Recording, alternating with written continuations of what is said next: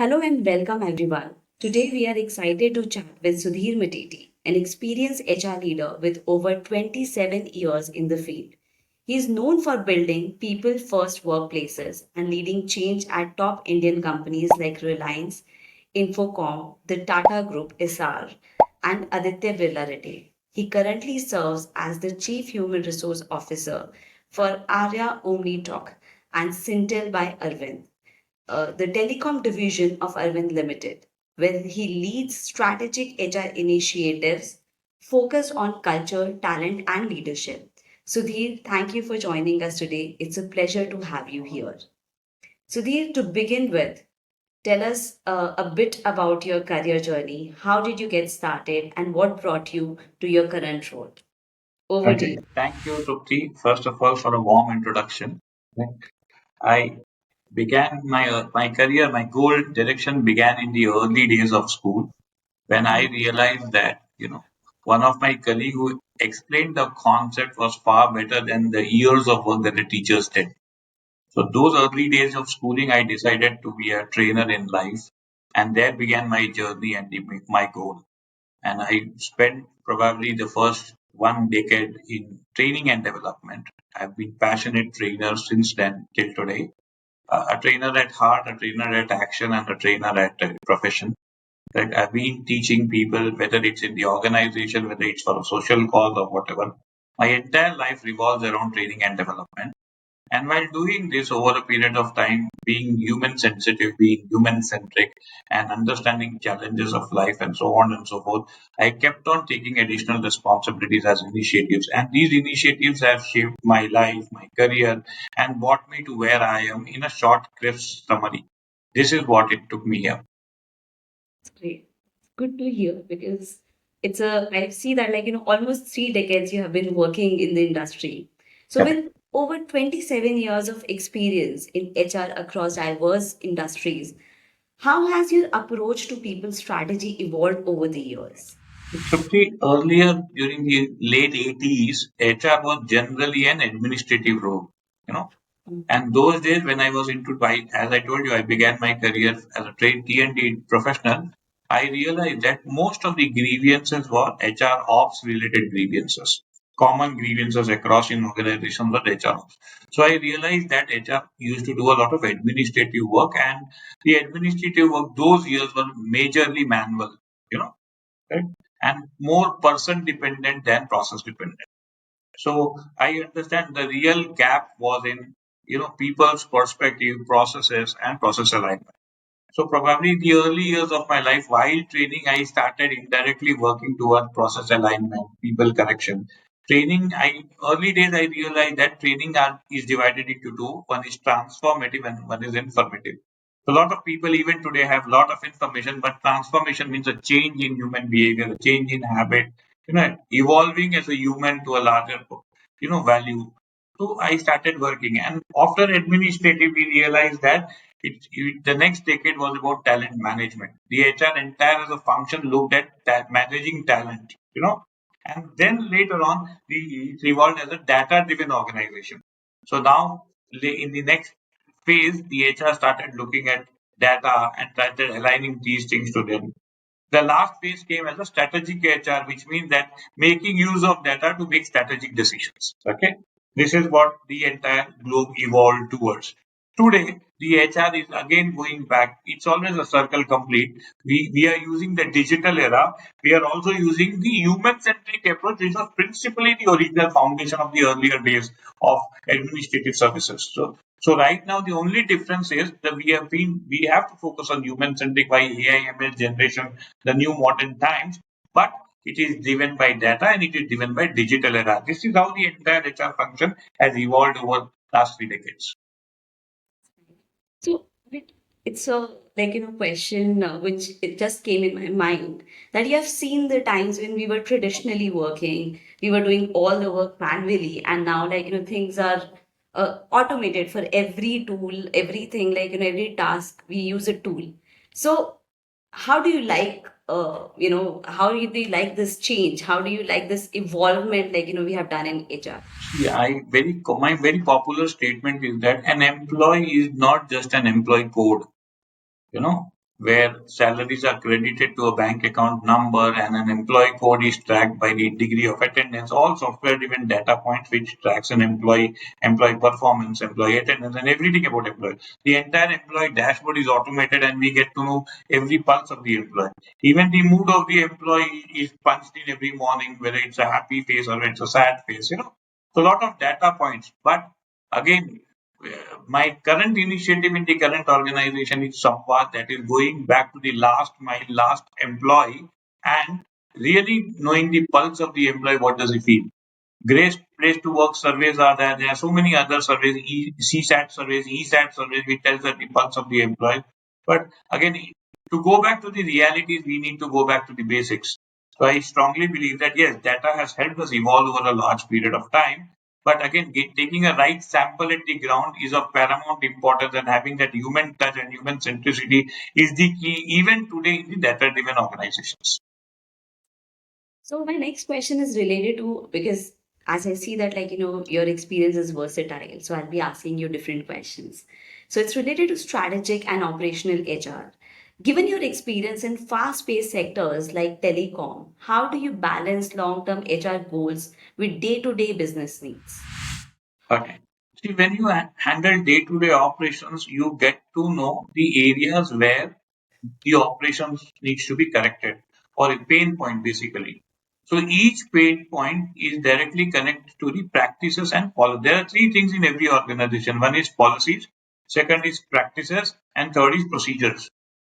Generally most people get confused between these three things. One of the principal fundamental is to understand one sample of a problem and to go back to the root and ensure that we strategically make things a correction in the areas of improvement. So if we look at macro level, if we look at these pain points and decide a strategy and correct that, I think that is how we evolve over a period of time. We have been evolving, and that is a fundamental strategy which is working for decades. Building on that, how do you ensure that organizational development efforts are aligned with business goals, especially during the period of growth or change, in the organization?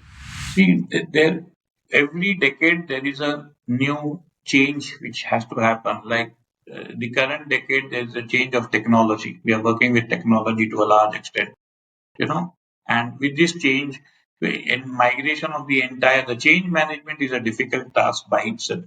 Organization development is all about people development first. Graduating people to the new school of thought, the business needs, the dynamic versatile requirement that the manforce has to develop, the current skill set required versus the current skill set existing in the organization. There's a gap. There's a constant effort to upskill the employees to the current need. Not only skill, also the mindset, the attitude, and so many other things. So we need to constantly work on people development, process development, technology adaptation, and also Gen Z versus the older generation. The understanding and handholding of those. So there are a lot of things parallelly which should work. In short, if I have to tell in one sentence, it's a culture development with the modern era. If we are able to transform that better, I think we are in a good place to go. How do you feel about Gen Zs? Because my last interview was related with that. So I Uh, would like to hear from you also that how's your experience? How do you feel the change from millennials to Gen Z? I'm a big fan of Gen Zs because this is where I I understand that I'm learning. It's a reverse learning and a reverse engineering which is happening. I learn a lot from these Gen Zs. There's a long way for me to go to learn from these Gen Zs. They are quite gadget oriented. They are quite quick on their toes. They decide very fast. They are more rational than our traditional people, and they would want everything at a high pace. The current business dynamics also demands at a high pace. For them, consistency is improvement. It's not loyalty. For them, sticking to the same organization is old school of thought. For them, then it's monotone. They cannot pull on with monotone for a long time. So the definition is different. For sure, it's quite different than the older version. But my again, I'll say a statement here: being different is not being difficult. It's different. So we need to look at it as a different perspective, and we need to evolve with the current Gen Zs because they bring a lot of value on table. They are very creative, and they would not want to work long hours. They would want to work productive, creative hours. So the definition is different, and yes, we need to make the most of these Gen Zs. Is what I would like to say. Could you share an organizational development initiative you've led that had a meaningful impact on performance or culture? Okay. See, most of the time, the common definition of organizations has been perform or perish. And in most organizations, people who perform are credited or valued the most. So we value and we give them a lot of leverage, we give them a lot of flexibility. Everything is given to the performers in most organizations. And there is a top 10% of the people who are performers and they rule the organization by and large in terms of everything. But for me, because I come, my family, my father is an ex-Air Force man. He is no more, but discipline has played a vital role in my shaping my life so far. Yeah. In my entire history of 3 decades, I have never reported to any meeting late ever in my life, not a single time. Okay, so that's the value of discipline that we carry. And what I understand is, and discipline, whether you're a performer or whether you're a non-performer, that's a compliance to certain procedures, certain laws, certain rules, certain organization norms. Irrespective of your category of performance, you will actually adhere to those. And I'm a little stern on ensuring that people follow a certain decorum. It is important for them to follow a certain decorum when you live in an organization. And my journey is to build organizations into warm community. Okay, now when I want to build warm community, I don't label people as non-performers or average performers. For me, people are people. Correct. So to enable non-performers do a better job, it is identifying the right fit job for the right person. Probably a commercial guy can be a good salesperson and a good technical guy can be a great salesperson. My USP in the entire journey so far has been identifying the right person for the right job, giving them the kind of job rotation and giving them the role that he is naturally skilled for, and then giving them an elevation from there to take on his career. So I have shaped a lot of lives in my career so far, whether in my organization or outside my organization, by giving them a direction of what they are programmed to do succeed for. So it is not swimming against the current, but swimming with the current is what I focus, and putting the right people in the right job has been my USP so far. I hope I've answered your question, Smriti. Yes, yes, yes. You have answered my question very well. So when we talk about culture, there are a lot of perspectives of it, or probably I'll say aspects of it, where we work on. I would like to talk about cultural transformation at Syntel by Arvind and Arya Omni Talk. What were the biggest culture change challenges you faced, and how did you handle them? Okay. So in my journey with Syntel by Arvind, we've had couple of mergers and acquisitions. Okay. When we do a couple of mergers and acquisitions, it is more of a bringing new culture, new people into the current organization. So it's a new culture and the existing culture. There's a combination of two cultures, and to evolve in these combination and to understand which culture has certain point of meritocracy and way and adopt to a different culture, new culture has been a journey, learning journey for myself, and the learning still continues. It still continues, but by and large, the principal value system that Arvind as an organization brings on table has given me is far more aligned with my own value system. So the reason why I have been with the organization for more than 1.5 decade is my values and the organization value principle of Arvind's value system is aligned. And that's the reason I feel we are culturally fit. So in my recruitment process also, there is a column of assessment prospective employer culture for the organization or not. you know so rather than competence assessment and behavior assessment, also a culturally aligned employee, the chances of keeping the culture intact is more high than having somebody who is not culturally fit. I'm not saying that's wrong, but he may have a different culture vis-a-vis the organization culture. We are more traditional while we are dynamic in and aggressive in business, but our traditional principle value system still holds ground today, and that's our USP. Great.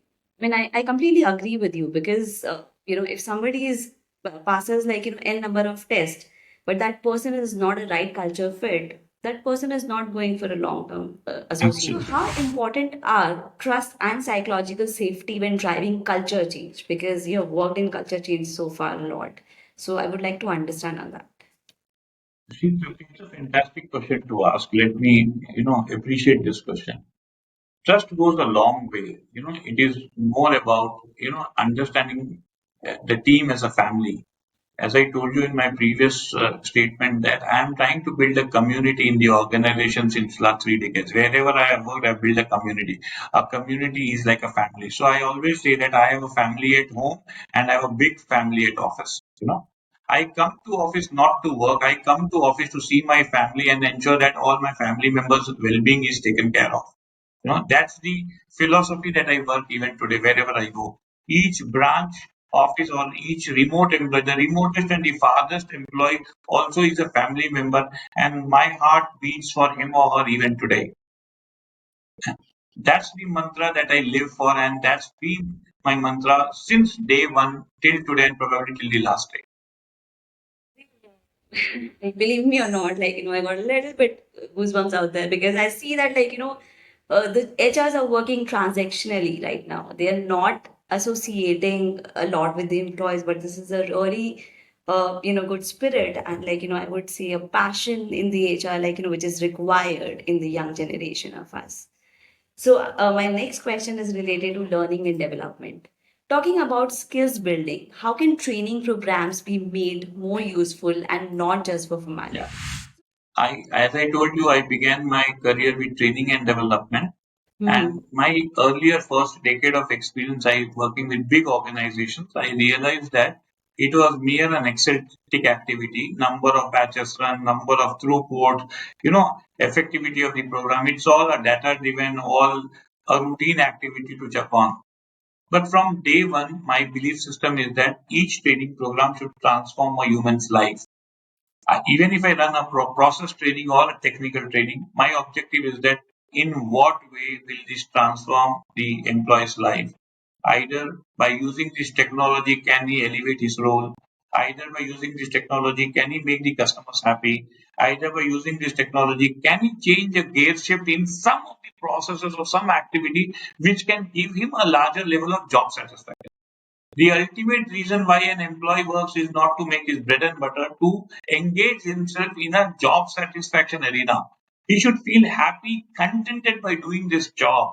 And that is the sole purpose why I strive in my training programs to ensure that I bring awareness that your objective is not only to function as a functional captain of the role, but also to deliver from a soul perspective.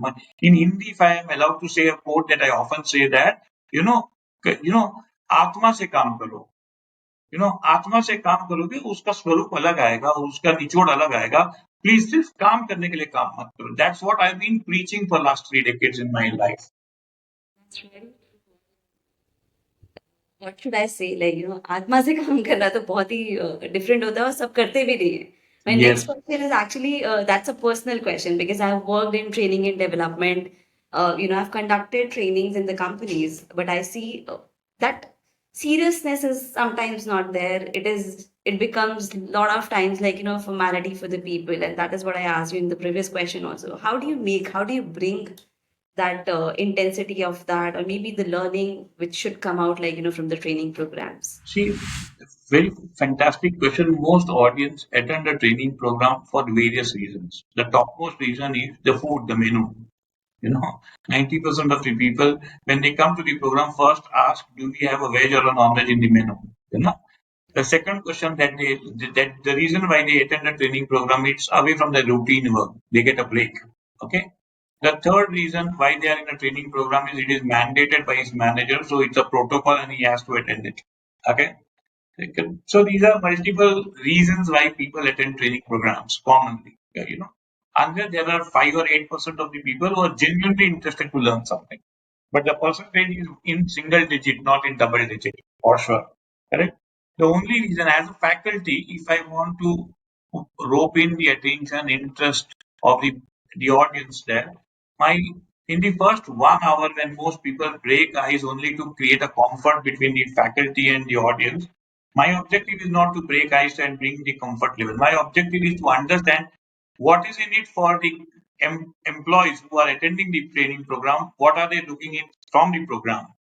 So My capability in a program is in the first hour to understand what each participant wants to take away from the program, what are their learning objectives, correct? And then I summarize it and create an objective of the program first, whether it is a pre-decided objective or it's a new objective. My idea is to come to the crux and understand what is the objective. Even if the current objective can be different, I will go with the objective which is the audience wants and what they want to learn, what they want to hear, and then give that recipe in a format where they are interested and they are engaged in the program.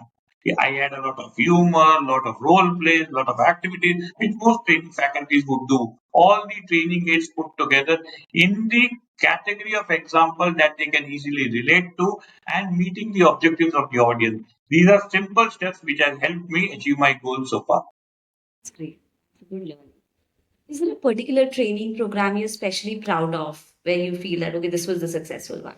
There are a lot of training programs that I'm proud of, but still to name a few, you know, in the early 2000, probably 5 or 6, a program which I transformed an organization was adding life to work.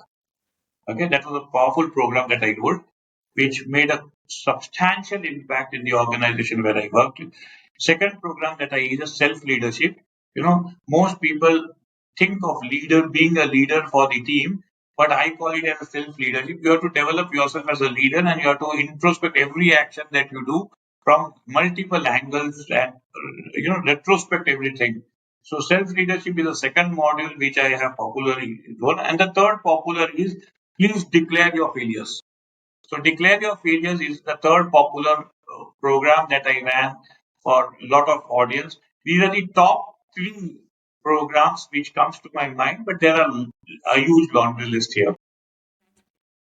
So now the most interesting topic, which I am more interested to, merger and acquisition, because throughout my career I've worked in several areas, but not specifically on merger and acquisition. So probably it'll be a learning for me also.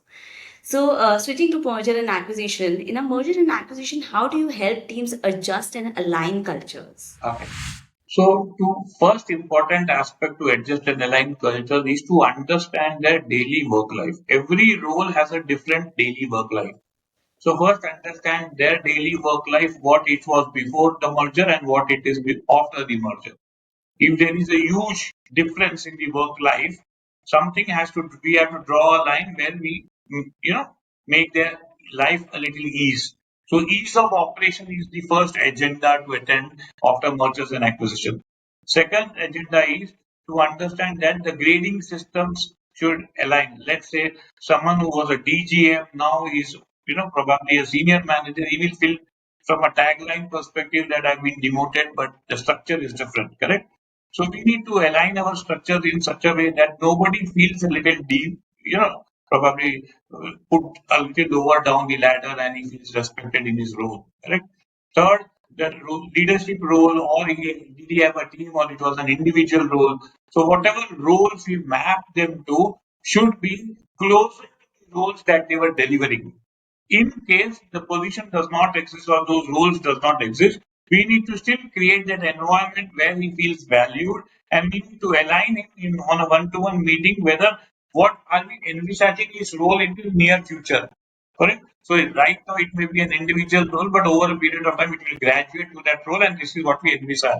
So giving the new employees, the employees who are joining us, a vision of the distance and telling them what are we aiming to, where this can lead to, and keeping them in sync with the organization near and far goals, and telling them what role do they play in the entire wheel? Are they a spoke? Are they a nut? And how they are connected to the entire gamut of the organization development, and giving them a vision of all these things transparently, and continuous communication probably is the key to the everything that you ask for. Great. That sounds like a people-centric approach completely. Yes, yes. Okay. So, based on your experience, what are the some people-related challenges in merger, and how do you typically address them? Because, of course, as you said that you're already taking care of the people. I'm Yeah. saying, that what are the challenges people-related in the mergers, and how do you typically address them? Okay. So the most important challenge, the most common and most important challenge that I see is that They don't gel with two different teams coming together. The first important challenge is a lot of people have a lot of insecurities. You know, they feel that there is already an existing team. We have joined. Now the organization will think of picking the best out of the board. So, insecurities is the first seed that comes into an employee when mergers happen, whether the employee on this side of the river or that side of the river. But both. So the first step that I took in all the mergers and acquisition that I did is visit and had lot of team meetings across India and to tell them that the merger is an expansion, not a deterioration to cut down people first. So give them a faith to understand that the business is expanding. We may need more people, we may hire more people. It is only that we have to understand your skill set and align you to the business needs. Giving them an assurance, giving them a trust that the objective is to enhance business, the objective is to engage people and rope in processes.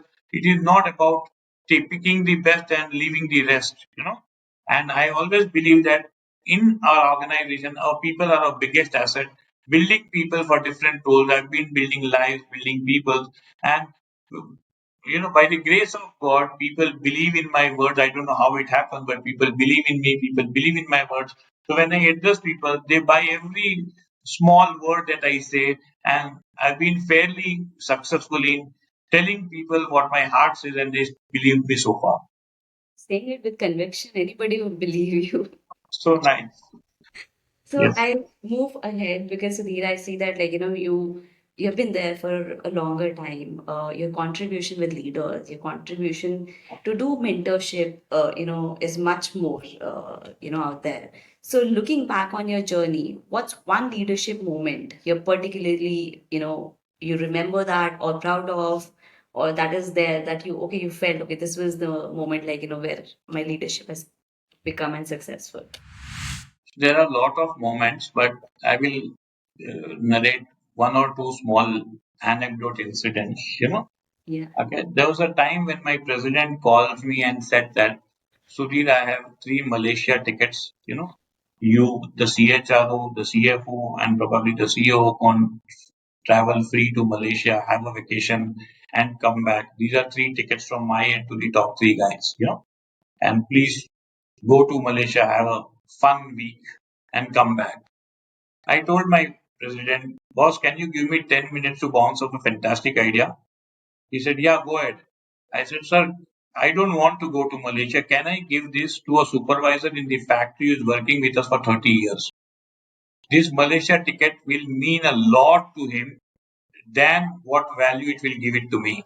You know, he said, but it is meant for you. I said, sir, it is meant for the people of the organization, not for me. I am one of them, but yes, can you give me an opportunity to select the three people who can make most of this? He said, please go ahead, but you will have challenge. The factory supervisors may not have a passport, so on. There could be operational challenges. Well, boss, if you give me the authority, I'll pick them up and I'll make sure that this will happen. And in no time, I selected three supervisors who worked with us for 2.5, 3 decades and created a Tatkal passport, sent them to Malaysia, and they became our brand ambassadors, went everywhere across the globe and told that we were sent to Malaysia. This That's amazing.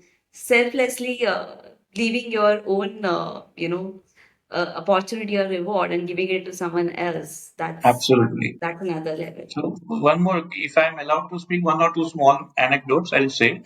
So there was a time when we used to do massive recruitment on the feet on street salespeople. And my Hmm. sales team used to travel to branches to recruit, and I used to travel at times with them as a team, you know. And my eligibility was obviously as a senior to travel in different modes, and their eligibility was not there. I always ensured that I traveled with the team in train with them together in the journey.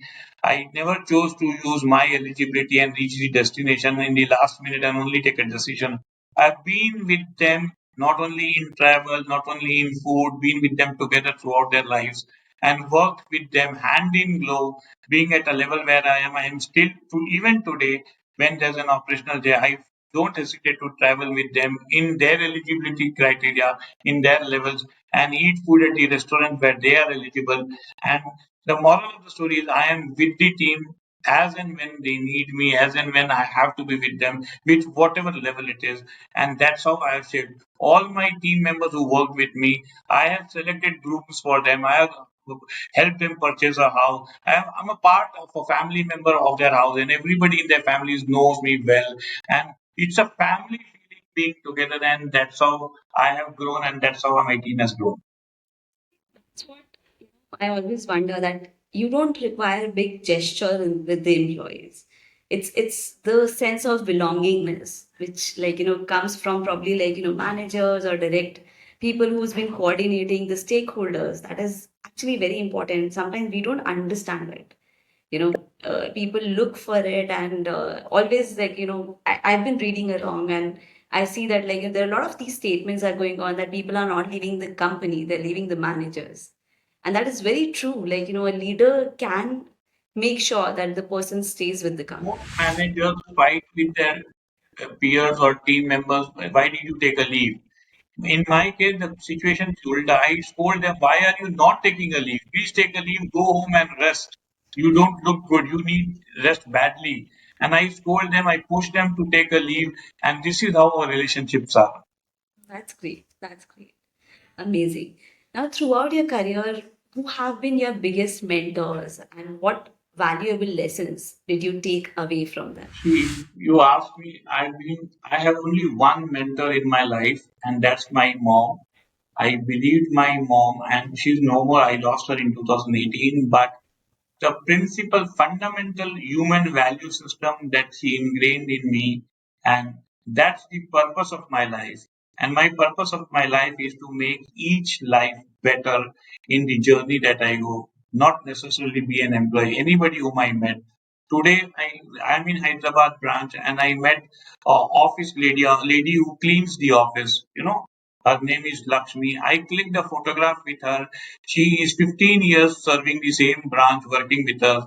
I inquired about her entire family well-being and understood what is she going through in her life. And I'm now made a note of in what way can I help her family, in what way can I uplift her family to what level. So my journey and my mentor has been my mom, and she always uplifted people around her. That's what I learned from her, and that's what I'm doing. Every effort starts from the ground level. I mean, if you're acknowledging them, if you're acknowledging the people who's been associated with us for a longer time, nothing like it. So, I heard, Sudhi, when we were conversing before, starting the interview, that you have earned a lot of awards. What is the feeling out there? How do you feel when you get an award? See, Trupti, I only feel that people, yes, I appreciate people recognize me as a people's person, and people recognize me for the social cause that I do.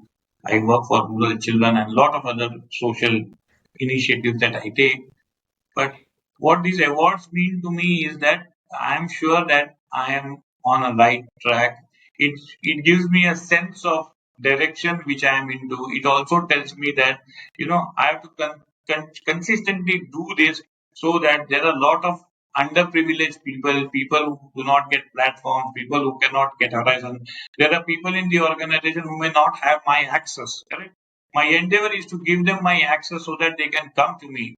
I always tell my people that whatever meeting I am into, you can barge into my door, come into my cabin, talk to me. Don't hesitate, irrespective of whatever meeting it is.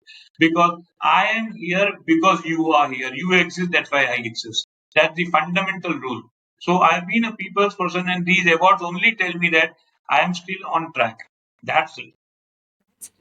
Anything you would like to say about the CSR activities, you guys are doing in the company, in your organization? So we are doing a great CSR activities. We are, from a not only from a revenue or the corporate style, but we really want to do justice to every effort that we do. We have donated a lot of what dialysis machines to hospitals.